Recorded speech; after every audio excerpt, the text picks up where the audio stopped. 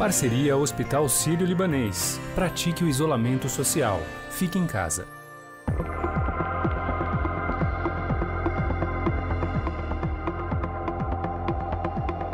O presidente Jair Bolsonaro anunciou que não vai vetar a fusão da fabricante nacional de aviões Embraer e da gigante americana Boeing. Em sua conta no Twitter, o presidente disse que ficou claro que a soberania e os interesses da nação estão preservados e que a União não se opõe ao andamento do processo. Mas, no último sábado, a Boeing anunciou que encerrou as negociações para comprar a divisão de aviação comercial da Embraer. Em julho de 2018, as empresas haviam anunciado o acordo de 4,2 bilhões de dólares. Afetada pela crise provocada pela pandemia da Covid-19 e pelos problemas em torno do modelo 737 MAX, cuja utilização está suspensa após acidentes fatais, a Boeing registrou prejuízo líquido de 641 milhões de dólares no primeiro trimestre de 2020. A gigante americana da aviação alegou que a empresa brasileira não cumpriu todas as obrigações e, por isso, o negócio estava cancelado. Fontes do mercado dizem que possivelmente a Embraer precisará de um socorro do governo ou terá de buscar um outro acordo de venda. Isso porque o mercado se tornou mais acirrado quando a europeia Airbus comprou o programa de jato C-Series da canadense Bombardier.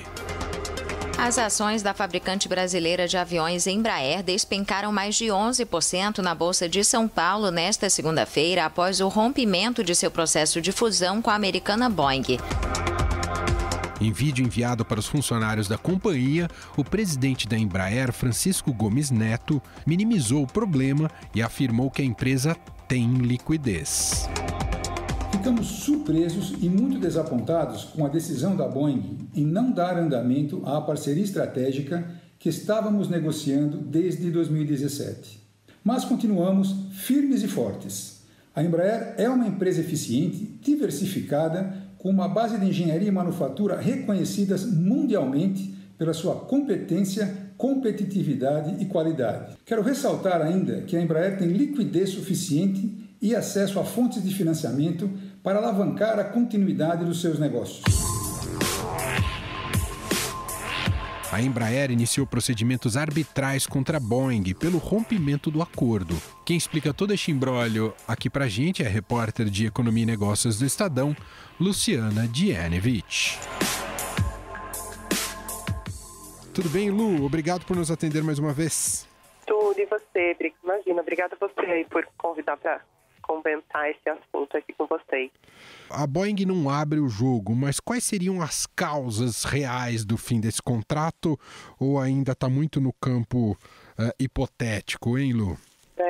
A Boeing alegou que a Embraer não cumpriu com algumas cláusulas contratuais, né? Responsabilizou a Embraer pela rescisão do contrato. Quando a gente pergunta quais são essas cláusulas, eles não falam quais são, dizem que não podem por questões contratuais também.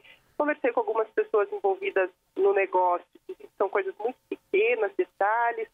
Uma dessas pessoas chegou a falar assim, que nesse negócio é complexo, envolve empresas terceiras, por exemplo, alguma tecnologia que a Embraer usa em seus aviões, mas que não é da Embraer, e que aí quando esse avião vai ser passado para a Boeing, essa empresa terceira pode pedir algumas alterações no contrato que não tinham com a Embraer e agora pode querer barganhar algo mais com a Boeing. E talvez isso seja um dos entraves apresentados pela Boeing, aí tudo ainda muito difícil de saber, de ter informações sobre isso. Mas o que está em jogo, na verdade, é que a Boeing estava numa situação crítica já há algum tempo. Pelo que dá para entender, claramente a empresa não tem mais dinheiro para comprar a Embraer. Era 4,2 bilhões de dólares que ela havia fechado pela Embraer por 80% da divisão de aviação comercial da Embraer, que são os aviões que a gente voa, né, de companhias aéreas. Uhum. O que aconteceu com a Boeing? Né? Teve 2 acidentes com o 737 MAX, é o principal avião da Boeing. Mataram 346 pessoas, esses acidentes, e proibido de voar pelas autoridades americanas e depois em todo o mundo esse modelo parou. Isso já foi, por um tempo a Boeing continuou fabricando esses aviões enquanto tentava resolver os problemas técnicos que causaram essas duas quedas. Foi reduzindo gradualmente essa produção até que parou completamente a linha. E a Boeing tem contratos, vai ter que pagar multa para dezenas de empresas aéreas que estavam esperando esses aviões, tiveram que readaptar sua malha aérea pela falta desses aviões e ainda não está podendo mais vender essa aeronave, né? Então isso já causou um grande prejuízo aí para a empresa. Não bastasse isso, veio o coronavírus, né? Paralisou as companhias aéreas.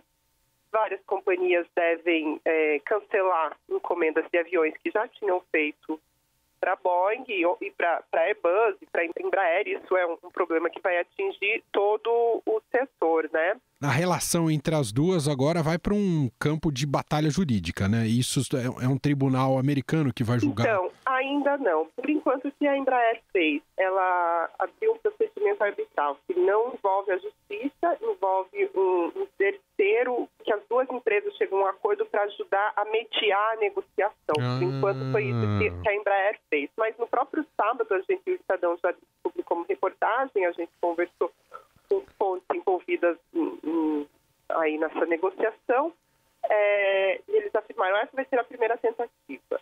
Se não houver um acordo, sim, eles vão para a justiça.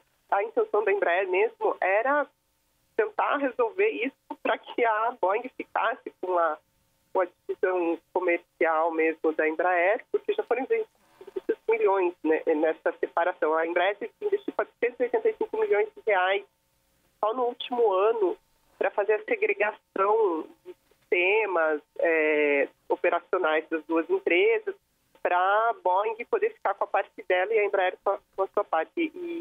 E agora essa conta ficou para a Embraer, né? A Boeing não teve que arcar com nenhum dólar, nenhum real também dessa conta. Ô Lu, como é que fica a situação e o status da Embraer perante ao mundo após o fim desse contrato? Ela perde em vantagem competitiva, ainda é um ativo que pode vir a ser disputado, mas como você bem frisou, o contexto agora para a aviação e o setor aéreo não é dos mais simples. Isso tudo aconteceu num momento super delicado para a Embraer. A Embraer investiu nos últimos anos 1 bilhão e 750 milhões de dólares uma nova família de aviões, são 3 aviões. Esses aviões, ninguém questiona, são o que tem de mais moderno na aviação. Não tem nenhum modelo que possa competir de igual para igual com esses aviões. Realmente são aviões muito bons. Mas a questão é que ele já não estava vendendo o que se esperava, porque o cenário da aviação já não estava tão bom antes do coronavírus, né? E também havia uma expectativa de que talvez as empresas estivessem esperando a conclusão do acordo com a Boeing para voltar a comprar esses aviões, porque aí a empresa já compra X modelos da Embraer, X modelos Boeing, faz um pacote, né? Juntando aviões menores e maiores. Então havia essa expectativa de que começasse a vender mais quando o acordo fosse concluído. E aí a questão é o que deve acontecer com a Embraer nesse cenário complexo, né? A gente já viu a Boeing pedindo bilhões para o governo americano, dado o cenário do coronavírus. Possivelmente a Embraer vai ter que fazer o mesmo. A própria nota que a Embraer nos passou, a reportagem do Estadão pediu para a Embraer, perguntou se considerava a possibilidade de pedir um socorro para o governo federal. Eles não negaram essa possibilidade, falaram que todas as cartas aí estão na mesa. E só que aí tem essa questão também que o governo está investindo muito, precisando colocar dinheiro na saúde, então não sei qual seria o orçamento que o governo teria para ajudar a Embraer a sobreviver esse período difícil que vão ser os próximos meses. Aí uma outra possibilidade que se fala no mercado é que a China já faz algum tempo está tentando crescer no setor de aviação. Tem uma estatal nessa área com alguns problemas de engenharia, algumas dificuldades para produzir para ter um avião que possa competir aí com as grandes empresas do setor. Uma possibilidade seria essa estatal chinesa comprar a Embraer, uma parte da Embraer, como teria sido feito com a Boeing. Conversamos aqui com a Luciana Dinevich, que é repórter de Economia e Negócios aqui do Estadão e acompanha justamente essa área. Obrigado, viu, Lu? Foi muito bom. Obrigada a você. Até a próxima. 2 assuntos tocados pela Luciana Dinevich e que é importante se aprofundar: o futuro da Embraer e a possível venda de parte da empresa para os chineses. Em 20 segundos a gente vai entender melhor essa história num bate-papo com o repórter especial do Estadão, Roberto Godoy. Em tempos de Covid-19, vamos ser responsáveis, praticando isolamento social e não disseminando notícias de fontes desconhecidas. O Hospital Sírio-Libanês tem uma página especial com informações sempre atualizadas. Acesse hsl.org.br/coronavírus. Depois do rompimento do acordo entre Boeing e Embraer, o presidente Jair Bolsonaro afirmou que o governo pode negociar com outra empresa. O vice-presidente Hamilton Mourão chegou a afirmar que a maior oportunidade seria com a China, que quer crescer na aviação comercial com a estatal China Commercial Aircraft. Afinal, qual é o futuro da Embraer? O negócio com os asiáticos é uma boa para a empresa? A gente então conversa sobre isso com o repórter especial do Estadão, Roberto Godoy. Olá, Godoy, tudo bem? Tudo bem, Manuel. Queria que você falasse para a gente, para o nosso ouvinte, que tamanho fica a Embraer após o fim desse contrato e se ela necessariamente precisa buscar um novo parceiro, Godoy? Bom, ela até cresceu um pouquinho durante esse processo, porque ela tinha que ter uma infraestrutura, porque os 20% que sobraram da Embraer Comercial, mais a divisão militar, que é uma outra empresa chamada Embraer Defesa e Segurança, né, e que nesse momento produz o que talvez seja o produto, o avião mais promissor do portfólio da empresa, que é o C-390 Millennium, que é um cargueiro altamente revolucionário, um cargueiro médio de grande capacidade, jato, mas com possibilidade de pouso e decolagem em pistas não preparadas, pistas de terra, enfim. Ele é atraente para todo mundo, tá? E tem preço bom, essa coisa toda. Ele precisaria continuar, óbvio, a produção dele precisaria ser continuada, o desenvolvimento e tal. E ela teve que tomar algumas providências, inclusive expandindo a fábrica, uma fábrica anexa que ela tem no Vale do Paraíba, em Taubaté, de onde passariam a sair os trens de pouso de toda a linha, não apenas dos 390, mas de toda a linha, e outras providências, como melhorar a fábrica de avião Peixoto, que fica perto de Araraquara, e que tem ali é que são produzidos os aviões militares e executivos da empresa. Então, grande parte dos aviões executivos. Então, ela até teve que fazer alguns investimentos nisso, né? Então, qual é o perfil da Embraer, né? Quer dizer, ela tem uma receita anual estimada da ordem de quase 6 bilhões de dólares.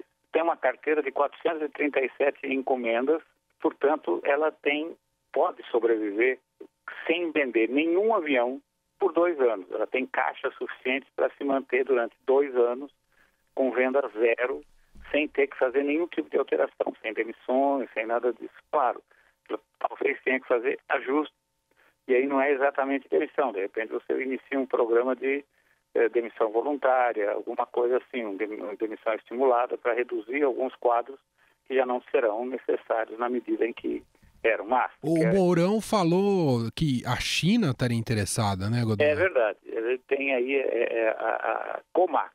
Ela é mais que uma empresa, é um consórcio de empresas aeronáuticas da China, né? A China tem várias delas. A Comac é a ponta, né? Ela é a mais avançada. Agora, ela tem graves dificuldades por causa da sofisticação e peculiaridades do mercado de aviões civis. Então, veja, a China faz espetaculares caças, 2 deles, pelo menos, já têm tecnologia furtiva, são caças de alto desempenho, carregam armas como mísseis hipersônicos, enfim, aquela coisa impressionante, parece ficção científica, mas isso não se reflete na sua indústria de aviões. Veja só que coisa curiosa, na sua indústria de aviões comerciais. Ela faz um único avião de passageiros, que é o AR-121, que não é feito pela Comac, mas a Comac participa do consórcio. Ele está sendo desenvolvido há 12 anos, até hoje. 30 unidades, quase todas para empresas chinesas, né? E o que a China olha com gula em direção à Embraer é para a coisa mais característica da Embraer. Primeiro, a Embraer tem uma capacidade de detectar nichos de mercado, onde é que está a próxima demanda, e, sobretudo, ela consegue fazer um avião novo, extraordinário, geralmente não, muito bom, sair da tela do computador de engenharia para voar em 4 ou 5 anos, no máximo. Quando eu digo para voar, não é que ele começa a voar e começa seus testes. Não, para voar comercialmente, para estar entregue, voando, operando, faturando, botando dinheiro para dentro da empresa.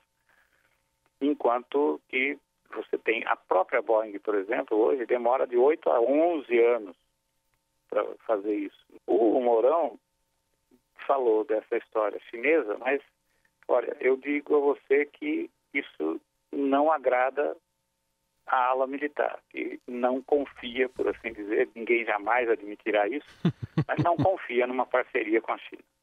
Essa própria ala militar, Godoy, e você acompanha isso muito bem, não havia uma unanimidade em relação ao sucesso do negócio com a Boeing. Imagino que alguns comemoraram que isso não deu certo, não é, Godoy? Mas não tem a menor dúvida disso. Comemoraram mesmo, principalmente o pessoal da área tecnológica do comando da aeronáutica, e essa é mais uma daquelas coisas que ninguém jamais confirmará, mas, enfim, é o que está acontecendo. Tinha um certo receio do que poderia acontecer para o interesse estratégico do Brasil. Não, veja, militares pensam com muita antecipação. Então, eles, assim, da mesma forma como nesse momento se sentem confortáveis com o início das entregas do cargueiro, do C-390, que é um cargueiro que também pode ser adaptado, tem versões para reabastecimento em voo, ou seja, ele pode se transformar num avião-tanque. Assim como eles se sentem confortáveis, a Força Aérea comprou 28 deles, já começou a receber, já recebeu 2. Então, diante dessa situação toda, e pela própria história da Embraer, que já vem investindo no desenvolvimento de aviões militares, usa conhecimento, sempre tem uma tecnologia dual, quer dizer, o que se aplica na linha comercial pode ser revertido de alguma maneira para ser aplicado na área militar e, na via contrária, muito mais informação técnica e tecnológica da área militar para a área civil, como, por exemplo, materiais especiais ultraleves de grande resistência.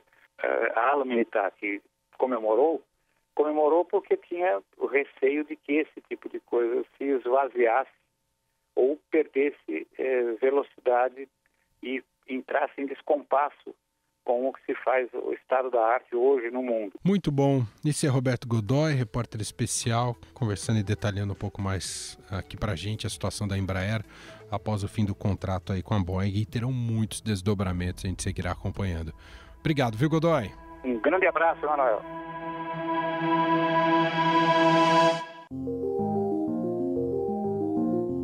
Bom, e para encerrar esse podcast, a gente traz aqui o quadro dela, sempre muito especial, Renata Cafardo. Fique em casa com o Estadão, com Renata Cafardo. Hoje a gente recebe aqui no nosso quadro a física e professora da Universidade Federal do Rio Grande do Sul, URGS, a Márcia Barbosa, que foi considerada em 2020 uma das cientistas mais importantes do mundo. Professora, como é que está nesse momento? Está trabalhando em casa ou tem ido para a universidade? Conta um pouquinho para a gente. Eu sou física teórica, né? Eu faço simulações, portanto, trabalhar na frente de um computador é a minha rotina. A grande mudança da minha rotina é o fato que, como cientista, eu viajo muito, eu dou muitas palestras e isso não está acontecendo agora fisicamente. Então, eu não tenho todo aquele tempo que eu tinha de aeroporto, de avião, de hotel.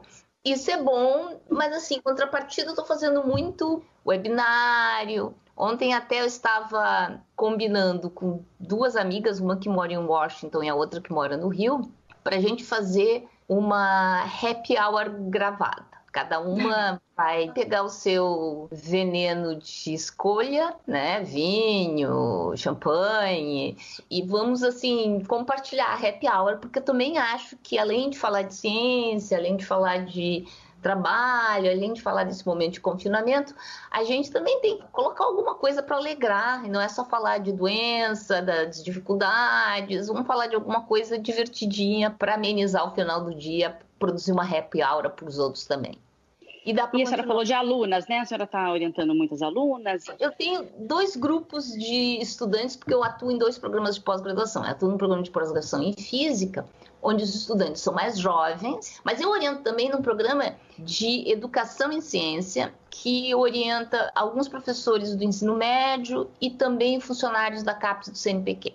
Mas elas são pessoas mais velhas, ou seja, têm família. A gente está mantendo a reunião semanal, mas é tenso, porque quem tem filho é um pandemônio, porque as crianças não querem estar presas. Os pais viraram alimentadores, cuidadores, professores. Em casas que às vezes tem um computador, porque não é normal ter 200 computadores dentro de casa, mas já tem um. E aí tem uma série de questões que até nessa camada, que eu chamo de privilegiada da população, são questões complicadas. E mesmo a universidade está tendo que ter essas discussões. A gente está tendo reuniões do Conselho Universitário online para decidir quando a URGS volta, se a URGS autoriza ou não aulas online.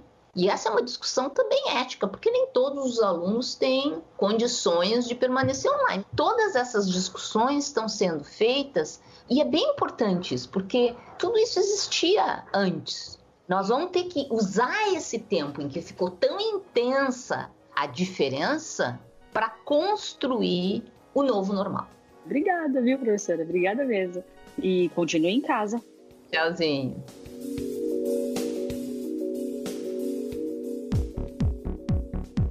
O Estadão Notícias desta quinta-feira vai ficando por aqui. Contou com a apresentação minha, Emanuel Bonfim, participação de Renata Cafardo, produção de Gustavo Lopes e Bárbara Rubira e montagem de Nelson Volter. O diretor de jornalismo do Grupo Estado é João Fábio Caminoto. Para conversar com a gente, o nosso e-mail é podcast@estadão.com. Um abraço para você, a gente se fala daqui a pouco, às 5 da tarde, com mais uma edição do podcast Na Quarentena. Até lá! Estadão Notícias.